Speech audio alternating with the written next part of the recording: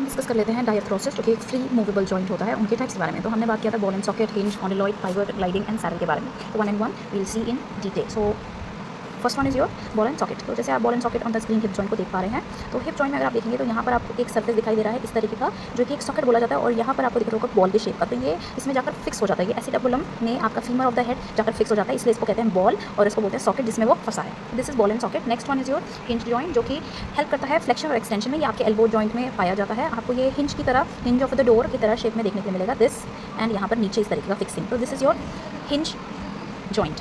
Next वाला आपका है ग्लाइडिंग जॉइंट। ग्लाइडिंग जॉइंट क्या होता है, इसके जो एंड्स होते हैं जो एक दूसरे के साथ जुड़े हैं, वो एक फ्लैट सर्फेस पे जुड़े हो सकते हैं या थोड़े से कर्व शेप में जुड़े होंगे। तो आप अपना स्क्रीन पे देख पा रहे होंगे, इफ यू कैन सी, ये देखो यहाँ पर एक फ्लैट सर्फेस है, उसके ऊपर एक जॉइंट फिक्स है, ठीक है। इधर में भी आपको देखने को हल्का सा ये है, या फिर थोड़ा सा कर्व शेप में है, ठीक है। तो ये हल्का कर्व देखने को मिलेगा आपको यहाँ पर। So it's says that limited movement is very possible in this joint, only limited areas में मूव कर सकता है हिंज जॉइंट, जो कि कार्पल्स में पाए जाते हैं और बिटवीन टार्सल्स पाए जाते हैं, ठीक है। Next one we have your saddle joint. Saddle joint जो होता है वो स्पेशली आपके बेस ऑफ द थंब में पाया जाता है। ये दोनों क्या ऐसा फील होता है कि एक आदमी एक सैडल के ऊपर बैठा हुआ है, आप देख पा रहे हो, ये शेप में देखो इस तरीके का, और यहाँ पर ये आदमी बैठा हुआ है, ऐसा फील होता है। Some man is sitting on a saddle, या फिर चेयर पर बैठा हुआ आदमी आपको देखने के लिए मिलता है, इस तरीके का शेप देखने के लिए यहाँ पर मिलेगा। तो ऐसा जब ऐसा वाला जॉइंट देखने मिले जहाँ पर एक इंसान सैडल पे बैठा है या चेयर पे बैठा है, तो that will be your saddle joint. ये स्पेशली इसमें वाइड रेंज ऑफ मूवमेंट हो सकते हैं, इसमें डिफरेंट मूवमेंट्स हो सकते हैं, और इसमें ट्रेपीजियम जो आपको यहाँ पे देखने मिल रहा है, ट्रेपीजियम हेल्प करता है, और यहाँ पर जो ये वाला ये metacarpal of the thumb movement करता है बेस ऑफ द थंब में, ठीक है। तो this is your saddle joint.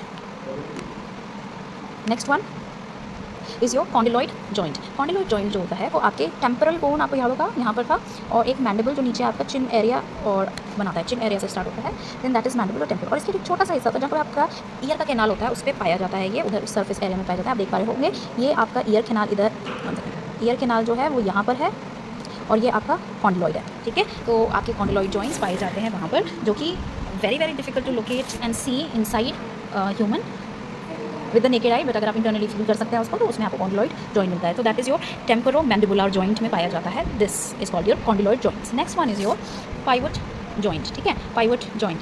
और पाइवट जॉइंट जो होता है आपका, वो आपके बोन को आर्टिकुलेट करता है इस वे में कि वो रोटेट कर पाए, एक सरफेस के अंदर ही वो क्या कर सकता है, रोटेट कर सकता है वो, ठीक है, रोटेट करने के लिए हेल्प कर सकता है उसके, एंड एक बोन उसके साथ फिक्स होता है अनदर बोन के साथ, और फिर वो आपस में नीचे रोटेट कर सकते हैं। स्पेशली इसका एग्जाम्पल है आपका एटलांटो एक्सियल जॉइंट, ठीक है, जो कि आपके एटलस C1 और एक्सिस जो आपका C2 है, इसके बीच में पाया जाएगा, and that would be your pivot joint.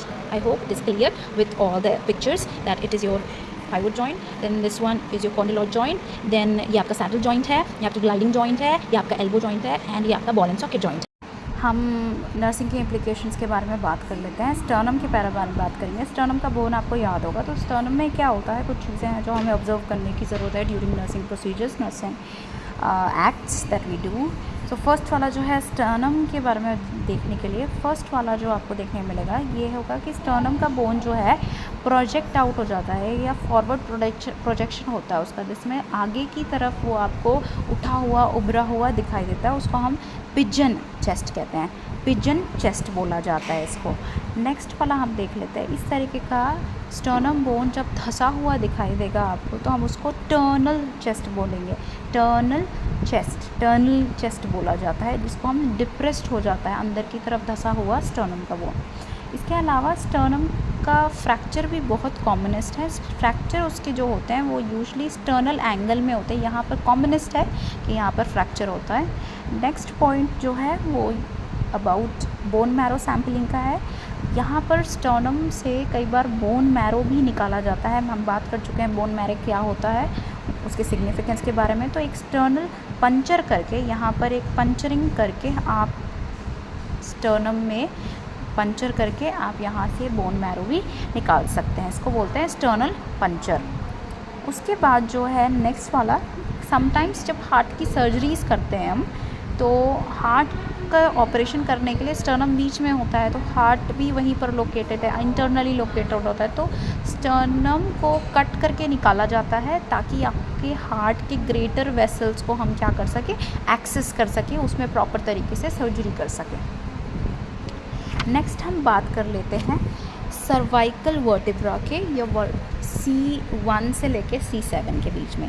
तो सर्वाइकल का वर्टिब्रे का फ्रैक्चर बहुत ही कॉमन है, और इसको बहुत ध्यान से डील करना चाहिए। अगर हमने इसके फ्रैक्चर को, जो सर्वाइकल रीजन का जो फ्रैक्चर है, अगर हमने इसको डील नहीं किया अच्छे से, तो अगर थोड़ा सा भी मोमेंट होने के बाद में पेशेंट को पैरालिसिस हो जाता है। तो फॉर एग्जांपल मैं आपको समझाना चाहती हूँ, जैसे पेशेंट एक्सीडेंट हुआ है, एक्सीडेंट होने के बाद हमें नहीं पता है कि क्या कारण है एक्सीडेंट का, या एक्सीडेंट के समय में पेशेंट को क्या इंटरनल इंजरी हुई है कि नहीं, तो हम स्पाइनल कॉर्ड इंजरीज़ या स्पाइनल फ्रैक्चर के बारे में देखते हैं। स्पाइनल फ्रैक्चर में हमारा मेन फोकस होता है कि सर्वाइकल फ्रैक्चर ना हुआ हो। पेशेंट कहीं ऊपर से गिर गया है तो चांसेस होता है कि उसको सर्वाइकल फ्रैक्चर हो सकता है। अगर हमने सर्वाइकल फ्रैक्चर को, पेशेंट को शिफ्ट करते हैं फ्रॉम द एक्सीडेंट के एरिया से टू द हॉस्पिटल, तो बीच में जो ट्रांसपोर्ट करना होता है हमें बहुत ध्यान से करना होता है, क्योंकि अगर हमने थोड़ा सा भी मूवमेंट इधर उधर किया तो पेशेंट का सर्वाइकल रीजन से मूवमेंट के वजह से फ्रैक्चर या फ्रैक्चर होने के कारण हमारा मूवमेंट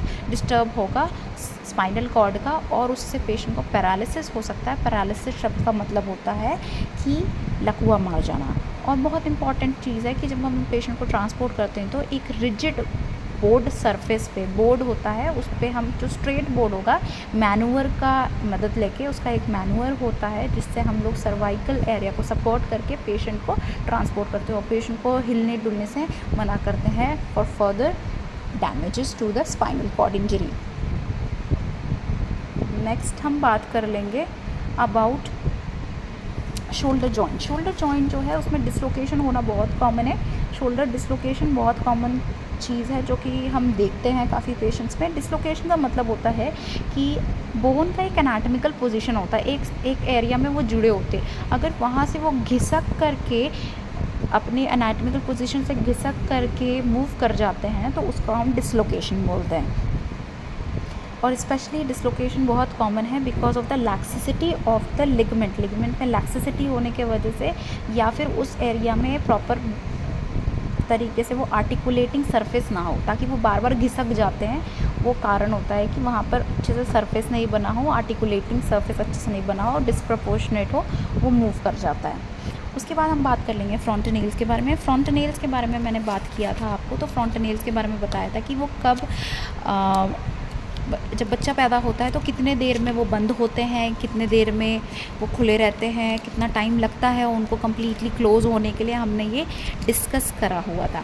तो अब हम बात कर लेंगे इंटीरियर और पोस्टीरियर फ्रंट नेल के सिग्निफिकेंस के बारे में। तो हम इसको बच्चों में इसको पैल्पेट करना होता है, हमें चेक करना होता है। यूजुअली जब बच्चा रो रहा होता है या फिर गुस्से में होता है तो उसका जो एंटीरियर हिस्सा होता है, इंटीरियर फ्रंट नेल का हिस्सा होता है, वो स्वेल कर जाता है, और स्वेल कर जाने के हिसाब से वो बल्ज आउट करता है। दैट मीन्स वो उभरा हुआ दिखाई देता है, उठा हुआ दिखाई देता है। नॉर्मली वो सॉफ्ट होना चाहिए, जब आप उसको पैल्पेट करें तो सॉफ्ट होना चाहिए और बहुत ईजी पैल्पेटेबल होना चाहिए। लेकिन अगर बच्चा रो रहा हो तो दैट मीन्स बल्जिंग हो रही हो, और अगर रो नहीं रहा है, नॉर्मल बच्चा है और उसमें आप पैल्पेट करें फिर भी आपको कोई डेंस या हार्डनेस दिखाई दे रही है, तो डेफिनेटली हम इसको मानते हैं कि एक पैथोलॉजिकल कंडीशन है, कोई ना कोई पेशेंट के अंदर कोई बीमारी है जो एक कारण के वजह से वो उभरा हुआ या डेंस दिखाई दे रहा है।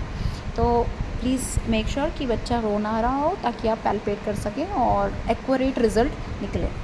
इसके बाद में हम बात कर लेंगे आपके हिप जॉइंट्स के। हिप जॉइंट में क्या होता है, ये बहुत ज़्यादा कॉमनेस्ट है बच्चों में, कंजेनाइटल एब्नॉर्मलिटीज़ या डिसलोकेशन, जिसमें क्या होता है बच्चा जब पैदा हो रहा था तो उसकी जो हिप जॉइंट होती है, वो प्रॉपर तरीके से जुड़े ना और बार बार निकलने का चांसेस होता है। तो विद इन सेकेंड्स वो घुस जाती है इन द सॉकेट और फिर बार बार निकल जाती है। तो ये बहुत कॉमन है और ये यूजली होता है by defective development of the upper part of the acetabulum. Acetabulum का हिस्सा जो है, यहाँ पर आप देख पा रहे हैं, एसिटाबुलम का हिस्सा जो है ये, 1 सेकेंड, एसिटाबुलम का जो हिस्सा है ये प्रॉपर तरीके से बनाना हो, अच्छे से कम्प्लीटली बनाना हो, तो जिसके वजह से वो बार बार सॉकेट में वो फिक्स नहीं हो पाता और बार बार निकल जाता है। तो that is the major reason of your congenital dislocation, जो कि हिप्स में बहुत देखा गया और फीमेल्स में काफ़ी कॉमन है ये। इसके बाद हम बात कर लेंगे आपके फीमर के बारे में। Fracture of the head of the femur वो भी बहुत ही कॉमन है, लेकिन ये किस एज में कॉमन है? एल्डरलीज़ के बीच में, जो कि 60 उम्र से या 50 से ज़्यादा उम्र के लोग होते हैं, उनमें बहुत कॉमन है। क्योंकि क्या होता है, ये जो हेड ऑफ द फीमर है, ये वाला हिस्सा ब्रिटल होना लगता है। ब्रिटल होने लगता है मतलब उसमें छोटे छोटे पोर्स आने लगते हैं, वो अंदर से खोखला होने लगता है, जिसकी वजह से क्या होता है, ऑस्टियोपोरोसिस एक डिजीज़ है जिसके में स्पोर्स बनने लगते हैं बोन्स के अंदर, तो खोखली हो जाती है अंदर से बोन, तो उसके वजह से बार बार वो कमज़ोर हो जाती है, तो बार बार टूटने का चांसेस होता है। इसको हम प्रिवेंट कर सकते हैं। कैसे प्रिवेंट करेंगे? हम इसको सप्लीमेंट्स दे सकते हैं, जैसे कि कैल्शियम और विटामिन डी। और फ्रैक्चर, जो शाफ्ट का फ्रैक्चर है, जो ये मिड पोर्शन का फ्रैक्चर है, वो नोटिस किया जाता है यंग इंडिविजुअल्स में, जो कि एक्सीडेंट्स के द्वारा हुआ हो या फॉल हो गई हो, तो मिड से वो टूटती है। अगर वो ऊपर से टूटती है तो एल्डरली में हो सकता है चांसेस, एंड मिड से कहीं टूटती हो तो वो यूजुअली एक्सीडेंट या किसी कोई फॉल हो गया, गिर गया, तो उसके वजह से फीमर में फ्रैक्चर देखने के लिए हमको मिलता है। फ्रैक्चर का मतलब क्या होता है? बोन का टूटना। ठीक है, नेक्स्ट वाला हम बात कर लेते हैं about your hip bone. Hip bone में वेंट्रोग्लूटियल और डॉर्सोग्लूटियल साइट होते हैं, जो कॉमनेस्ट साइट होते हैं, जो कि आपके इंजेक्शन देने के साइट हैं। ठीक है, इंजेक्शन देने के साइट जो होते हैं आपके इस एरिया में और इधर वाले एरिया में देने के लिए वेंट्रोग्लूटियल होता है और डॉर्सोग्लूटियल साइट होते हैं। बहुत कॉमनेस्ट एरिया हैं जो कि आप इंट्रामस्कुलर आईएम इंजेक्शन देते हैं। और स्पेशली बहुत इम्पॉर्टेंट है कि आप इंजेक्शन साइट्स को बहुत प्रॉपर तरीके से आइडेंटिफाई करें, जैसे कि iliac crest, superior iliac spine and greater trochanter को लोकेट करना बहुत इंपॉर्टेंट। अगर आप नहीं करते हैं प्रॉपर तरीके से लोकेट, तो आप पेशेंट को पैरालाइज कर सकते हैं। उस पैरालिसिस को उसके नर्व इंजरी कर सकते हैं। उस इंजरी का नाम सियाटिक नर्व इंजरी, वहाँ से एक नर्व पास होती है, उसको सियाटिक नर्व बोलते हैं, उसको आप डैमेज कर सकते हैं। नेक्स्ट वाला जो है आपका है कार्पल्स। कार्पल्स के बारे में बात करते हैं। कार्पल्स क्या है? द बोन्स जो हमारे रिस्ट के एरिया को बना रही है, रिस्ट से स्टार्ट होता है और हमारे एरियाज़ को बनाते हैं हाथ को। ठीक है, तो compression of the median nerve of the carpal tunnel can lead to the carpal tunnel syndrome. अगर हमारा यहाँ पर एक मीडियली पास आउट करता है, तो उसमें अगर आपने उसमें थोड़ा सा भी मीडियल नर्व, वहाँ पे एक नर्व जाती है, मीडियल नर्व जाती है, वहाँ पर अगर आपने थोड़ा सा भी कंप्रेशन हुआ किसी भी कारण के वजह से, then it will cause you the carpal tunnel syndrome.